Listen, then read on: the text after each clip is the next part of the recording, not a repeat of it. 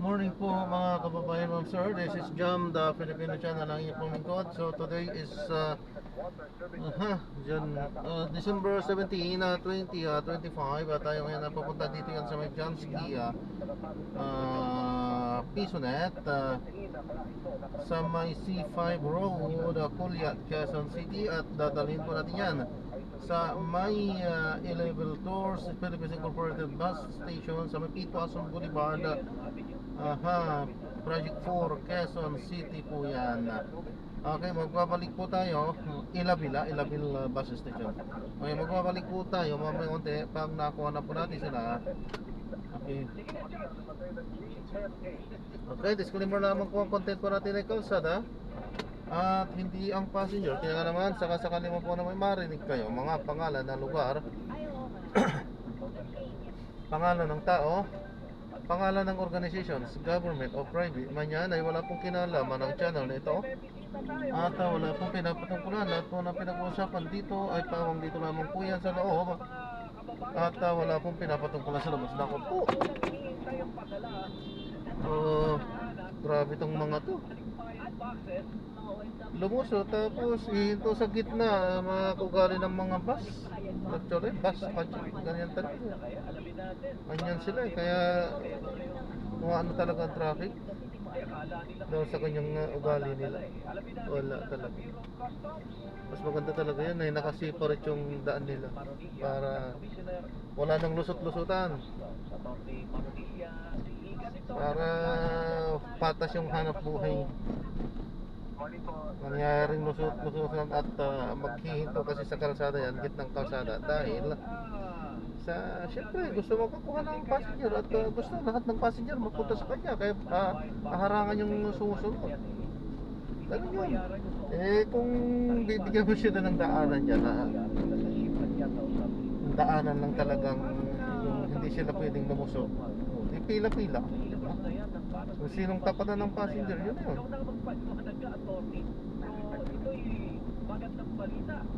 Para sa akin lang ano lang yan, ideya ko lang yan.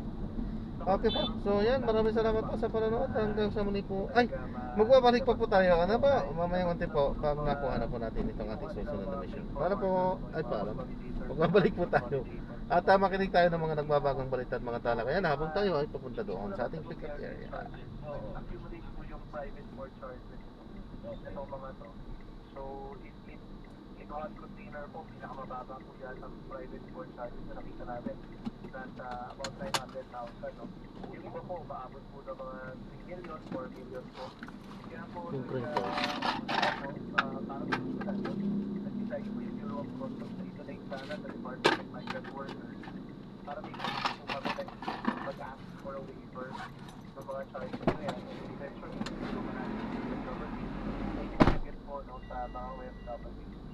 Yun lang po, mayroong difficulty din yung DFW na distribute po yan kahit tulungan namin. Hindi naman po talaga yan naisip nila na kasama doon sa function at mandate nila. No? Totoo naman po yung nakiusap ng kami. So, dahil po dyan, nung umupo po si Secretary Frederick Go, no, at bagong course sa DOF, sa briefing po natin sa kanya, napagin po natin yan. At ang pinakamabilis na solusyon sana is makakahilat ng pondo para po masagot yung delivery fees nyo. So para po pag nag-iingi tayo ng waiver, there's a corresponding fund para po ma-deliver sa mga boxes na to. So, yun naman po, pag-report po niya sa ating Pangulo, nakita ng Pangulo yung laki ng problema at yung mga concern ng OFWs yung kanya sinignan dito. Kaya po, nag-allocate kagad, no? Nagkarapulang pondo ang ating Pangulo. Nabigyan naman po ng pondo para po ma-deliver na itong mga kalimbayan boxes sa mga pamilya. Sa Saudi Maranilla, yung pondo ng gobyerno, yun ang ibabayan sa nag-aabol ng privado. Tama ba? For delivery po, sure, yes po. And pwede rin po rin Contractors lang. Okay. Parang subsidy na.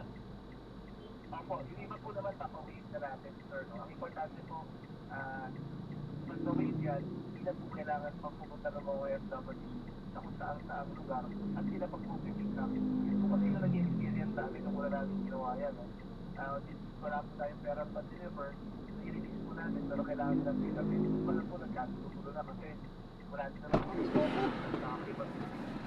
Hindi naman. para pumunta sa mga lugar kung saan sila titignan. Pero ito, attorney, wala nang kumbaga warranty o ano ba. Kasi hindi niya alam kung yung box mamaya, ano na, sira-sira na, nabutan na, nabutan na, tatangal eh. Pinagregaluhan yan, lumaki na paa, sapatos mo Hindi mo naman. So, as if Mahal ng kumbaga, pandibuko, ah. kung ano na lang, basta i-deliver. Teka, anong proseso? Sila pupunta sa BOC o kayo maghahatid sa mga address na nato? Yung konto po binigay ng Pangulo, door-to-door po yun. Ah, Lahat po, ayun, hindi na sila tulong po ng ating i-engage na mga forwarding companies. Antayin na lang nila. Nag-volunteer po yung ATLAS consolidators. Sila po yung presidente ngayon ng Consolidators Association of the Philippines. In fact, survey, hindi sila magkabono ng konti, hindi na talaga nila kayang sagutin lahat. No? Okay. So kaya ho nangingi kami ng konting konto para na ho ma-deliver. Buong Pilipinas, no? Buong Pilipinas to. Opo, buong Pilipinas po yan. At ang nakatingga po sa amin dahil dyan sa problema niyan, 130,000 So, yun na nga. So, mabalik ako sa tanong ko, hindi nyo yun tiyak kung maayos pa, kahit yung physical appearance eh. So, ano't ano man ang, Or siguradong hindi kontrabando. Oo, isa pa yun. Ano't ano man, i-deliver. Dadaan pa naman po sa X-ray yan mga Screening, yan. oo. Ma'am, for screening. Pero hindi po kasi natin binubuksan yung mga yan. And may verification naman po na legitimate po yung OFWs na dumating. Yung po kasi yung pinakamalaking number ng balikbayan family. Galing po yan sa isang malaking consolidator, yung Makati Express Cargo. Okay. Kilala po sa industriya yan. Okay. Yun lang po, nagka-problema yung kumpanya nila, namatay po yung may-ari, wala na pong may-ari para patakbuhin. So, na-abandon ho mula January. Sila pa lang ho, 120 containers na. Okay. Yung inabandon nila for this year. Ngayon, move tayo. Bukod dito sa 130,000 na ito na ipapadala pa lang. Na may nagdatingan ba ngayong Disyembre na dagdag na mga balikbayan boxes at may natenga ba dyan o maganda na yung proseso nyo na dito yung makarating na sa talagang papasalubungan niya? Sir, basta maayos po yung deconsolidator. Kaya naman po nadetenga to, niloloko ng mga deconsolidator yung ating mga kababayan. Oo. Babayaran po sila dun sa bansa kung saan sa kanila dinadala. Pagdating dito po, hindi gagamitin yung pambayad, pang-proseso ng shipment. Yun nga. Instead na yung proseso, papabayaan na lang. Pagtataguan ng yung mga kababayan. Kawawa naman. May singit ko lang po kasi meron nagsabi sa akin yan, taga ibang bansa.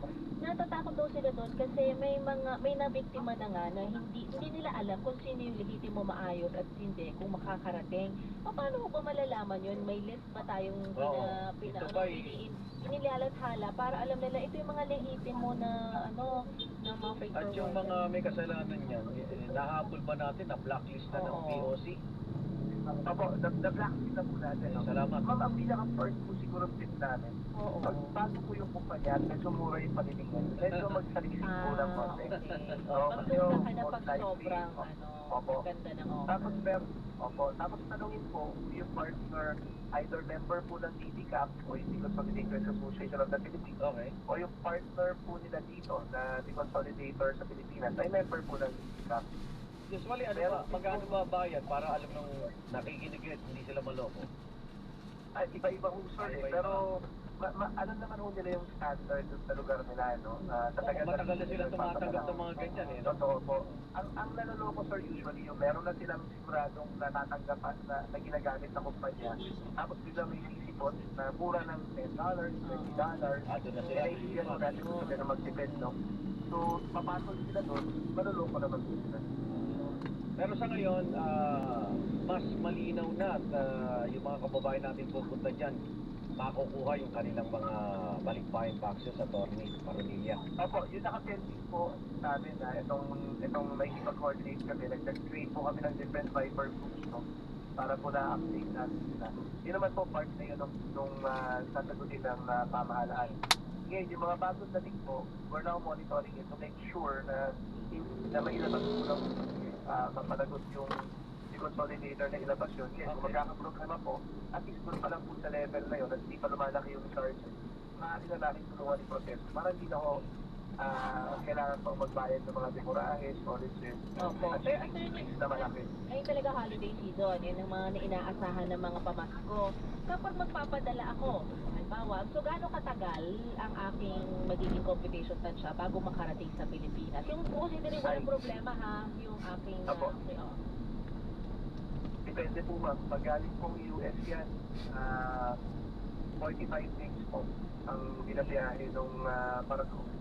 So, actually ma'am, yung mga OFWs natin kapag para po dumating on time sa Christmas yung kanila mga package, nagsisimula po magpadala yan as early as August. Wala pang September, Fairfax, yun po. Fairfax, pag Fairfax po, nagpapadala na po yan para sigurado po kung ma-delay mo Yun nga eh. yung barko, dito na by November. Oo nga, pero mo attorney, 45 days pero August pa lang. September, October. Si 3 months Oo. leeway talaga dapat para sigurado umabot. Totoo po. September pa lang po, dumadagsa na yung mga verified boxes. Okay, ngayong Christmas season, nagtatangka bang mag-smuggle pa rin ng mga walang hiya na ano? Ano mo yan, sir? Talaga na-alert Anong po kami sa mga pagkain. na-alerto nyo na sibuyas, ganyan? Opo, mga pagkain po, no? Pagkain, yung mga usual na ginagamit po pang handa. Madalas na rin po ngayon, binabantay namin yung mga top standard na pang decorate po na maaaring merit na makasunog ng ating mga bahay, ng mga Christmas lights po na top standard, mga Christmas decors po na hindi dumaan sa quality control sa other standards ng Department of Trade and Industry. Binabantayan din po natin yan kasi although mura po yan, nakalaki po ng risk na pwedeng makadisgrasya po ng ating mga Panganib. Okay, mensahe po ni Manonilia sa ating mga kababayang talagang hinihintay silang mga padala. Opo, may ipag-coordinate po ang Bureau of Customs po, no?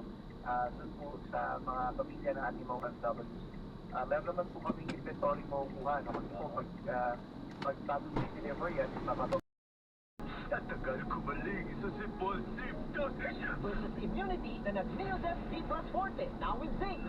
Pinalabas laban sa Sipon Virus, pinalabas laban sa Sipon Virus, pinalabas laban sa Sipon Virus, pinalakas! Sa Neodev D plus Forte with zinc, pinalakas ang immunity versus previous formulation para bilis galing sa sipon symptoms by 2 to 3 days with proper diet and exercise. Kaya balik saya sa mga gusto mong gawin. Adagang Unilab yan. Phenylephrine HCl plus chlorpheniramine mount plus paracetamol plus zinc is the generic name of Neodev D plus Forte. If symptoms persist, consult your doctor. Panatilihing masaya ang paglilibang. Magtakda ng oras at limitahan ang gastos sa paglalaro. Huwag magsugal kung nalulungkot. Huwag hayaang makasira ng buhay at pamilya. Para sa impormasyon ukol sa responsible gaming, bisitahin ang www.pagcor.ph. Isang mensahe mula sa Pagcor. Gambling is for 21 years old and above only. Gambling can be addictive. Know when to stop.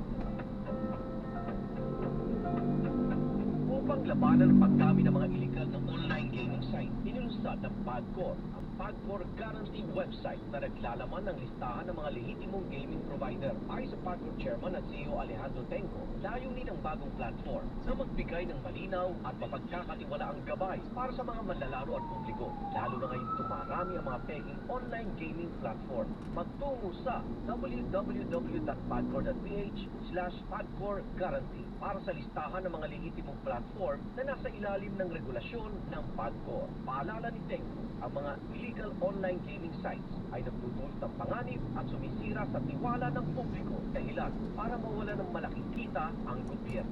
Buy Buhag Haggard Hair. Hello, Cream Soap Vitamin Boost. Pinalaki with 30% more. Versus 10 ml Unilever sachet. For all day, no buhag hug. It's a non-conditioning shampoo and with regular use for up to 24 hours. But Cream Soap Vitamin Boost every day. Grimsilk. Use Grimsilk Vitamin Boost Conditioner every day. Ang galing! Ang matagalan. Parang tayo lang, Han. Everest Appliances. Babe, ano ever best decision mo in life? Siyempre, building a home with you. Aww. Everest Appliances. Health, wellness, energy saving. Everbest from Everest. Everest Appliances, health, wellness, energy saving, Everbest from Everest. Available in major appliance stores nationwide. Number one. One on one. Walang personalan.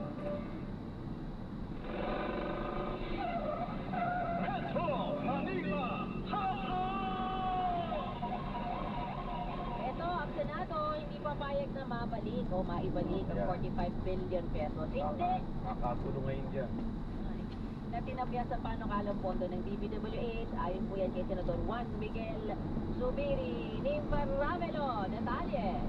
Yes, mariing sinabi ni Senate Majority Leader Juan Miguel Zubiri na hindi papayag ang Senado na ibalik ang buong 45 billion pesos na kanilang tinapyag sa panukalang budget ng DPWH.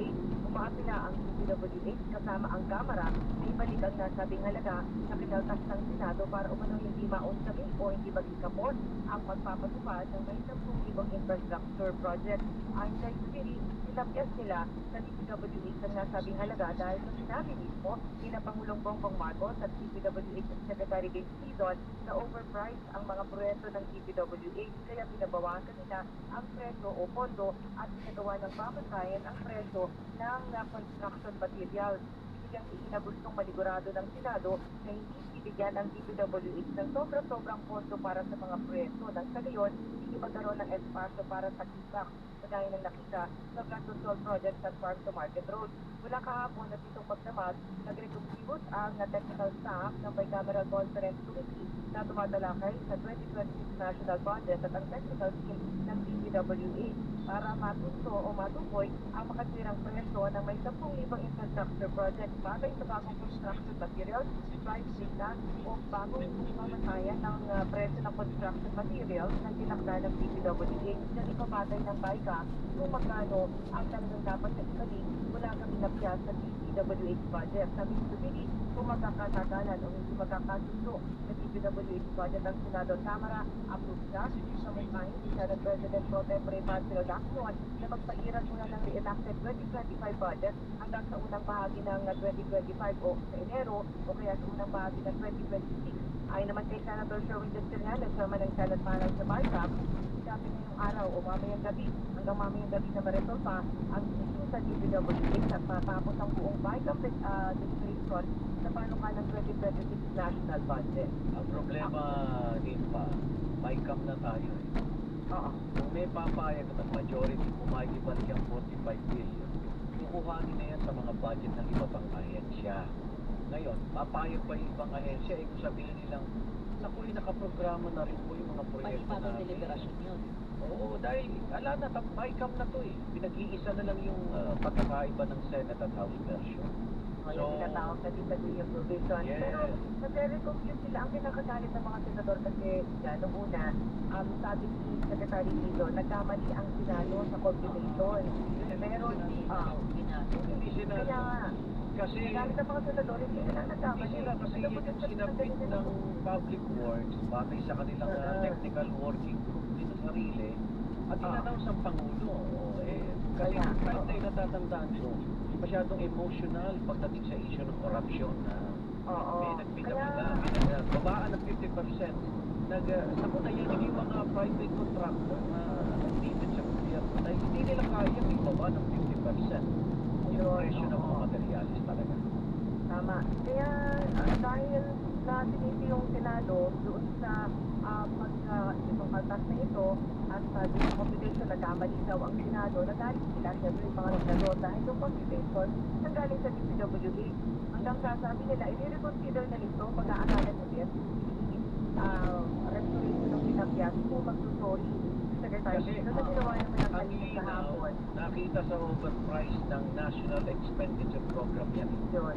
Oo. Kaya nung nalaman ng Pangulong, aba, NEP pala may overprice na pala. Oo. Pero, Kaya, di ba, nagpalabas sila ng kit na tinatawag yung pamantayan kung magkano dapat Yes. ang construction materials kasi yun yung pinapay. At doon ang Oo. nangyari na Tama. pagsusuri ng public works, dalawa kasing rekomendasyon na lumitaw. Tayo ba ay direct ang bibili na ng materyales sa isang supplier? O tayo ba ay maghahanap ng mga dating supplier? At hanggang sa napunta na nga na, sino ba itong mga supplier na ito na nag-overprice ng presyo? Diba? Kasi ang pag sinabi mo overprice, yun yung market yun agad yung, value. yun agad yung corruption eh. Oo, yung halimbawa, pako, dapat piso lamang, pero 100 Hardware. pesos ang nakakita. Oo, Ah. nagpupunta yung Malaki kasi yun. pasobra. Pero kasi Ning pa, Ate Shawi, kanina na monitor sa panayam nila Weng Salvacion at ni Joel. Si Senator Lacson, di ba, yan na nga, yung issue na nga yan, di ba, sa Oy, Secretary Carabin. sa mga O, sabi niya, kinausap daw niya. Sabi niya, Secretary, ano ba? Ay, kayo magkatapatan. Ano ba, may nangiipit ba sa'yo? Ano ba na yan? Sabi niya, ano bang dahilan niyan? Kasi sinasabi niya, hindi naman kami nagkamali, di ba? Hindi naman daw senador nagkamali sa computation. Sabi niya, mag-usap na lang po tayo ng personal. Kaya Ano ang- kaya yun? Walang nangiipit, kaya lang yung realidad sa panig ng mga kontraktor, wala na magbibid. Pag So, ganun ano- kalaki ang bawas kasi wala silang kikitain. Mahirap din yung mag-aabono ka, mamumuhunan ka ng malaki. Tayo, At tama. saka ito i-point out natin na yung sa Congress yung House panel sa Bicameral Conference Committee ang insistent na ibalik yung 45 billion pesos na tinapyas ng Senado kakampi sila ni Secretary Dizon. So ang nag meron na lang reconciliation o sige, dahil ibinaba naman niya talaga din yung presyo ng construction materials, i-recompute yan at yung bagong presyo ng construction materials, i-apply. At naniniwala ako na alam ng mga miyembro ng Kamara yan dahil 6 na po doon kontatista dati. Yun, alam nila. Kung magkano. Pero Magkano ang yung tongpat nila? computation, talagang sobrang 45 billion pesos kasi, tama? Kaya ibig sabihin, kung meron man silang ibabalik, hindi ko po ang 45 billion. Kasi na, may reconciliation na din sa Tiyak. construction. Ang nababalita akong tanggap sa industriya, kasi malawakan to hanggang 20 to 30% nakaltas, hindi 50. Kasi nga, yun yung sinasabi naman ni Secretary Dito na pagkakamali. Because yung 45 billion na yun, tapyas ng nasa 50% ang budget para sa lahat ng mga proyekto. Hindi daw dapat gano'n. Dapat per project yung application ng kaltas kasi merong magkakaibahan yung presyo ng Presyohan. Depende sa lugar. project sa bawat lugar. O halimbawa, mas mahal yung buhangin sa Palawan kaysa doon sa Mindoro dahil doon sa Yung Palawan. shipment, yung logistics. Yun pa kasi Oo, isa saka yun meron sa on mga top of the maraming- Oo, tsaka meron mga lugar na maraming buhangin kasi maraming meron Dapat silang yung bata doon. yan. Total na pag-usapan itong EDSA rehabilitation. Natuklasan dun sa pagpupulong na kung saan lumitaw yung overprice itong materialis. Pati presyo ng asfalto. Oo. Pag public works, napakamahal. Ay, palagi mas mahal sa DPWH Yes, kahit parating mahal. classroom. Oo. Oo, sa classroom, yun, di ba? Kaya nga, nag-cover ka sa Senate. Kaya Ang kung tatapyasan, yung katanggap-tanggap din sa merkado. Hindi yung dahil gusto mo lang magpasikat. Di ba? Oo. Kasi lagi nga mas mahal sa DPWH, bukod sa dinogos pass, yung mas mahal, halimbawa sa classroom. Pag DPWH na nagpapagawa, nasa 2 million pesos per classroom. Pero pag LGU at LGU, nagagawa nila ng kalahating presyo, 1 million pesos. Yes. Pero yung mga naging comparison. Kaya, Yung, may mga yung tinatawag na tubong lugaw, pinapayagan naman Huwag lang yung buong budget binubulsa at wala pang proyekto. Yun ang masakit. ang sinasabi nga sa well, sabi ni Senator Sherwin na dyan, acceptable sa mga negosyante yung mga 5 to 10% na tubo. Kaya lang, kailangan nila mas malaki yung tubo kasi may humihingi ng komisyon. Dapat, yun ang alisin. Pinapatong. Okay. Oo. Yan. Yun. Oo. Sige. So mamayang hapon, Abangan natin yan. May General Conference Committee deliberations sa 2020 National Budget at tingnan natin kung matutupad yung target na tapusin, resolbahin yung deadlock sa DPWH budget. At yung kabuang budget, target na matapos talaga hanggang mamayang gabi o madaling araw para daw maparatify na sa dalawang Yung yung farm to pocket roads na Market. market, isa pa yun, Abangan namin yan, Nipa. Yes, maraming salamat ako sa Lisa Naragalit sa radyo, DPWH, dapat ito. Yan ang maganda yung mga naka-live tayo no? Na bubusisi, maigi. Kita mo kaysa yung bulong-bulungan dyan. Pero tagal ng bulungan na. Nag-delay na naman Parang parang bagsakan Sana ng... dapat magaling tayong mag-lip read. parang bagsakan ng isla sa nabotas, bulungan lang doon. 9:43, may bisita tayo. Alamin na natin, ay ikalawang araw na simbang gabi. Anong Ito na po yun, ano po? pagmamonitor nila? Police Major Hazel Asilo, PIO spokesperson ng NCRPO. Major Asilo, Iga, Natlala, good morning. Good morning po, Major. Good morning po, Ma'am Lala and Christian. At sa ating mga taga-subaybay, magandang umaga po. Oho. Ayun po yung una pong nasabi ni Iga na tanong. Yung kasi gabi second day, kamusta po? Ang ating monitoring? The first day was good. Kumusta po ngayon? Yes po, so far po, generally po naman po yung ating naging pagbabantay dito sa atin sa Metro Manila. Although bumaba po yung ating mga churchgoers, kung kahapon po is nasa 85,500, ngayon po is nasa 74,000 lamang po yung ating mga recorded or yung monitored po natin na nagpunta na kanilang mga At po simbahan. kaninang umaga. Yes po, hanggang kanina pong 5 a.m. po. Okay. Baka meron din kasi mga nag-anticipated kaya nahatid na. So, no? zero crime pa tayo, Medyo? Wala pa po tayong reported sa mga Sana traffic or robbery incident so far po. Okay. Ito pong dapat na ginagawa natin. Metro Manila monitoring na po. Yes po, Metro Manila lamang po sa dito po sa atin. Meron naman pong ano yan, tutulong naman na. Marami daw goodbye. May narinig ako, goodbye chismis. Binabatay ng NCRPO. Double check po, baka may naiwan. Goodbye Ingat po ma'am, good news po. Yes po, iba-iba po ngayon yung mga pangalan ng ating mga paputok dahil siyempre may mga sikat tayong personalidad ngayon. Ayan, so nadrop na natin sila. So maraming salamat po sa panonood. Hanggang sa muli po, ingat at God bless. Paalam po muna. Pansamantala, tayo ay gagawa na ng ibang video. Tama po, kasi Sa mahuhuli ating din naman po sila dahil siyempre susunod naman siya. Paalam po. yung nagiging transaction nila o yung bentahan nila. Mahuhuli, So this is mahuhuli John pa rin, sila. the Kaya, Filipino Channel, ang siyempre, inyo kung po ayaw po. nilang Paalam maabalat, po. ayaw nilang magpasko or magbagong taon sa kulungan or naabala, ito na lamang po silang magbenta ng illegal na mga So, pagkakas. parang ngayon pa lang, bago magpapasko muna, bago magbagong taon, may mga namomonitor na ba kayo na mga lugar na nagbebenta? I think pati online, meron na rin kasi yan, hindi mo ba? Yes po, online po meron na po tayong mga minomonitor na mga groups. Natulong po syempre ang ating anti-cybercrime group ng PNP. So sila po talaga yung nakatutok sa ating mga online na mga bentahan ng mga illegal fireworks. Dito